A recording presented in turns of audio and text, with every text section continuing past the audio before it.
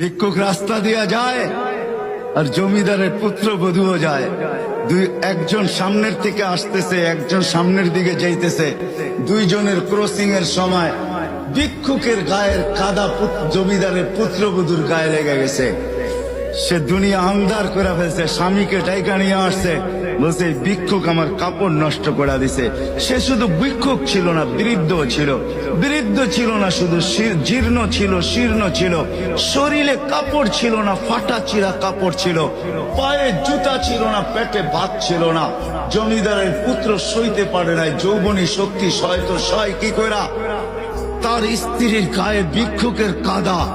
বস সমগ্র শক্তিকে হাতে জমা করা, একত্র করা বৃদ্ধের কালে বসায়। বৃদ্ধ কিচ্ছু বলে নাই, শুধু উপরের দিকে তাকায় দুই তিনটা শব্দ উচ্চারণ করছেন। শব্দগুলা হলো ইয়া মাল্লাহ।